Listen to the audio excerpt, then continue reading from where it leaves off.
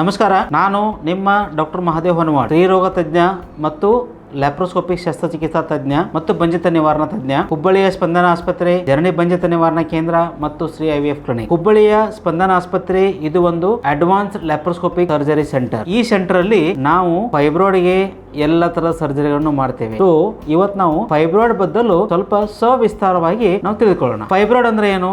ಇದು ಒಂದು ಮಾಂಸದ ಗಡ್ಡೆ. ಇದು ಯಾವುದೇ ಕ್ಯಾನ್ಸರ್ ಅಲ್ಲ. ಈ ಮಾಂಸದ ಗಡ್ಡೆ ಏನಾಗುತ್ತೆ ಅಂದ್ರೆ ಗರ್ಭಾಶಯದಲ್ಲಿ ಬೆಳೆಯುತ್ತೆ. ಮಹಿಳೆಗೆ ಇದು ಗರ್ಭಾಶಯದಲ್ಲಿ ಬೆಳಿಬಹುದು, ಇವನ್ ಕೂಡ ಅವಳು ಬ್ರೆಸ್ಟ್ ಅಲ್ಲಿ ಕೂಡ ಬೆಳಿಬಹುದು. ಈ ಫೈಬ್ರಾಯ್ಡ್ ಯಾವುದೇ ತರದ ಕ್ಯಾನ್ಸರ್ ಅಲ್ಲ. ಈ ಫೈಬ್ರಾಯ್ಡ್ ಅಲ್ಲಿ ವಿವಿಧ ತರ ಇದೆ. ಏನಪ್ಪಾ ಅಂದ್ರೆ, ಒಂದು ಗರ್ಭಾಶಯದ ಮೇಲ್ಭಾಗದಲ್ಲಿ ಇದ್ದರೆ ಅದಕ್ಕೆ ನಾವು ಸಬ್ ಸಿರಸ್ ಫೈಬ್ರಾಯ್ಡ್ ಅಂತೀವಿ. ಎರಡನೇದು ಗರ್ಭಾಶಯದ ಗೋಡೆಯಲ್ಲಿದ್ದರೆ ಅದಕ್ಕೆ ನಾವು ಇಂಟ್ರಾಮ್ಯೂರಲ್ ಫೈಬ್ರಾಯ್ಡ್ ಅಂತೀವಿ. ಅಥವಾ ಇದು ಗರ್ಭಾಶಯದ ಒಳಗಡೆ ಇದ್ದರೆ ಇದಕ್ಕೆ ನಾವು ಸಬ್ ಮ್ಯೂಕೋಸಲ್ ಫೈಬ್ರಾಯ್ಡ್ ಅಂತೀವಿ. ಸೊ ಫೈಬ್ರಾಯ್ಡು ಯಾವ ಜಾಗದಲ್ಲಿದೆ ಆ ಪ್ರಕಾರವಾಗಿ ರೋಗಿಗೆ ಸಮಸ್ಯೆಗಳನ್ನು ಮಾಡ್ತದೆ. ಒಂದು ವೇಳೆ ಈ ಸಬ್ ಮ್ಯೂಕಸ್ ಫೈಬ್ರಾಯ್ಡ್ ಚಿಕ್ಕದಾಗಿದ್ರೂ ಕೂಡ ಅದು MC ಬರುವ ಜಾಗದಲ್ಲಿ ಇರೋದರಿಂದ ಅದು ಏನು ಮಾಡುತ್ತೆ, ಮಹಿಳೆಗೆ ಹೆಚ್ಚು ಋತುಸ್ರಾವ ಮಾಡುತ್ತದೆ.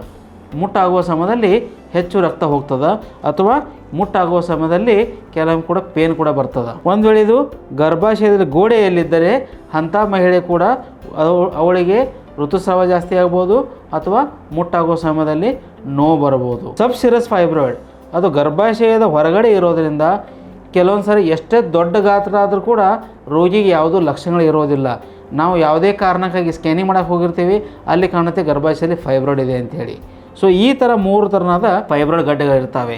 ಈ ಫೈಬ್ರಾಯ್ಡ್ ಗಡ್ಡೆ ಮತ್ತು ಬಂಜಿತ ಏನಾದ್ರು ಸಂಬಂಧ ಇದೆಯಾ? ಖಂಡಿತವಾಗಿ ಇದೆ. ಏನಪ್ಪ ಅಂದರೆ, ಈ ಫೈಬ್ರಾಯ್ಡು ಸಬ್ ಮ್ಯೂಕೋಸಲ್ಲಿದ್ದರೆ ಅಥವಾ ಗರ್ಭಾಶಯಲ್ಲಿ ಗೋಡೆಯಲ್ಲಿದ್ದು ಅದು ಒಳಗಡೆ ಎಂಡೋಮೆಟ್ರಿಯಮ್ ಪದರಿಗೆ ಅಂದರೆ ಒಳಗಡೆ ಲೈನಿಂಗ್ ಹತ್ತಿರ ಇದ್ದರೆ ಅಂಥವರಿಗೆ ಮಕ್ಕಳ ನಿಲ್ಲೋದಕ್ಕೆ ಕಷ್ಟ ಆಗ್ತದೆ. ಅಂದರೆ ಎಂಬ್ರಿಯೋ ಇಂಪ್ಲಾಂಟೇಷನ್ ಆಗೋದಿಲ್ಲ. ಒಂದು ವೇಳೆ ಎಂಬ್ರಿಯೋ ಇಂಪ್ಲಾಂಟೇಷನ್ ಆದರೂ ಕೂಡ ಅಬಾರ್ಷನ್ ಚಾನ್ಸ್ ಜಾಸ್ತಿ ಇರ್ತದೆ. ಸೊ ಈ ಥರ ಫೈಬ್ರಾಯ್ಡ್ ಇದ್ದಾಗ ನಾವು ಡಯಾಗ್ನೋಸಿಸ್ ಹೆಂಗೆ ಮಾಡ್ಬೋದು? ಒಂದು, ಇದಕ್ಕೆ ನಾವು ಮೋಸ್ಟ್ ಇಂಪಾರ್ಟೆಂಟ್ ಡಯಾಗ್ನೋಸಿಸ್ ಟೆಸ್ಟ್ ಅಂದರೆ ಸೋನೋಗ್ರಫಿ. ಸೋನೋಗ್ರಫಿಯಲ್ಲಿ ಇದನ್ನು ನಾವು ಆರಾಮವಾಗಿ ಕಂಡುಹಿಡಿಬೋದು. ಯಾವ ಥರ ಸೋನೋಗ್ರಫಿ ಮಾಡ್ಬೋದು? ಒಂದು ಹೊಟ್ಟೆ ಮೇಲ್ಭಾಗದಲ್ಲಿ ಮಾಡಬಹುದು, ಅದಕ್ಕೆ ನಾವು ಟ್ರಾನ್ಸ್ ಅಬ್ಡಾಮಿನ್ ಸೋನೋಗ್ರಫಿ ಅಂತೀವಿ. ಇನ್ನೊಂದು ಯೋನಿ ಮುಖಾಂತರ ಅಂದರೆ ಟ್ರಾನ್ಸ್ ವೆಜನ್ ಸೋನೋಗ್ರಫಿ ಮಾಡ್ತೀವಿ.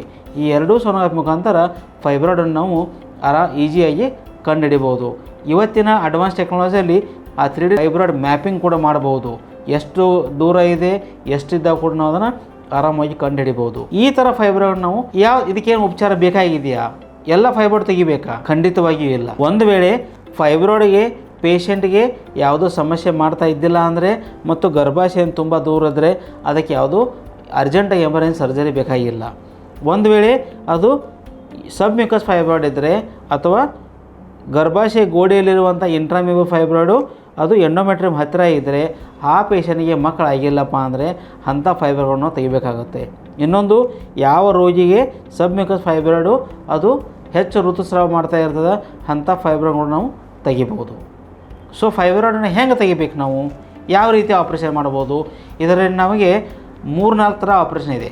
ಒಂದನೇದು ಏನಪ್ಪ ಅಂದರೆ, ಮುಂಚೆ ಕಾಲದಲ್ಲಿ ಹೊಟ್ಟೆ ಹರಿದು ಫೈಬ್ರಾಯ್ಡ್ ತೆಗಿತಾಯಿದ್ರು, ಅದಕ್ಕೆ ನಾವು ಓಪನ್ ಮಯೋಮೆಕ್ಟಮಿ ಅಂತಿದ್ದೀವಿ. ಎರಡನೇದು, ಇವತ್ತಿನ ಅಡ್ವಾನ್ಸ್ ಟೆಕ್ನಾಲಜಿಯಲ್ಲಿ ಲ್ಯಾಪ್ರೋಸ್ಕೋಪಿಕ್ ಮಯೋಮೆಕ್ಟಮಿ ಇದೆ. ಅಂದರೆ ನಾವು ಕೇವಲ ರಂಧ್ರಗಳ ಮುಖಾಂತರ ಹೊಟ್ಟೆ ಮೇಲೆ 3 ಅಥವಾ ಮ್ಯಾಕ್ಸಿಮಮ್ 4 ರಂಧ್ರ ಮಾಡಿ ಎಷ್ಟೇ ದೊಡ್ಡ ಗಾತ್ರದ ಫೈಬ್ರಾಯ್ಡ್ ಇರಲಿ ಅಥವಾ ಎಷ್ಟೇ ಫೈಬ್ರಾಯ್ಡ್ ಇದ್ದರೂ ಕೂಡ ನಾವು ಅದನ್ನು ಲ್ಯಾಪ್ರೋಸ್ಕೋಪ್ ಮುಖಾಂತರ ಅತಿ ಸರಳವಾಗಿ ತೆಗಿಬಹುದು.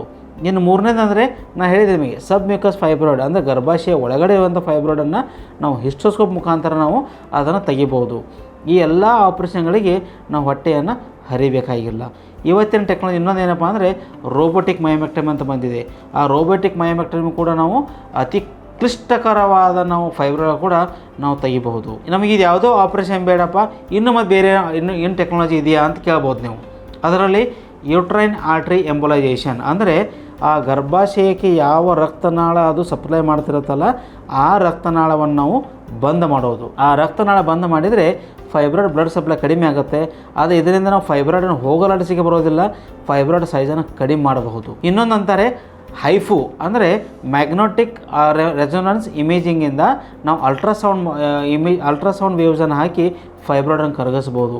ಈ ಥರ ಎಲ್ಲ ಪದ್ಧತಿಗಳಿಂದ ನಾವು ಫೈಬ್ರಾಯ್ಡನ್ನು ತೆಗಿಬೋದು. ಇನ್ನು ಕೊನೆಯದಾಗಿ ಬೇಡಪ್ಪ ನಮ್ಮದೆಲ್ಲ ಮಕ್ಕಳೆಲ್ಲ ಆಗಿದೆ, ವಯಸ್ಸು ಜಾಸ್ತಿ ಆಗಿದೆ, ಮತ್ತು ನಮಗೇನು ಫೈಬ್ರಾಯ್ಡ್ ತೆಗೆದ್ರೆ ಮತ್ತೆ ಮುಂದೆ ಫೈಬ್ರಾಯ್ಡ್ ಬೆಳಿಬೋದಾ ಅಂತ ನಿಮ್ಗೆ ಏನಾದರೂ ಭಯ ಇದ್ದರೆ, ಒಂದು ವೇಳೆ ಮಹಿಳೆಗೆ ತುಂಬ ಮಲ್ಟಿಪಲ್ ಫೈಬ್ರಾಯ್ಡ್ಸ್ ಇದ್ದರೆ, ಅವಳ ಏಜ್ ಏನಾದರೂ 40ಕ್ಕಿಂತ ಜಾಸ್ತಿ ಇದ್ದರೆ ಮತ್ತು ಅವಳ ಕುಟುಂಬ ಎಲ್ಲ ಕಂಪ್ಲೀಟ್ ಆಗಿದ್ದರೆ ನಾವು ಫೈಬ್ರಾಯ್ಡ್ ತೆಗಿ ಬದಲಿ ನಾವು ಈವನ್ ಗರ್ಭಾಶಯ ಕೂಡ ತೆಗೆದ್ರೆ ಅದು ಪರ್ಮನೆಂಟ್ ಸೊಲ್ಯೂಷನ್ ಆಗುತ್ತೆ.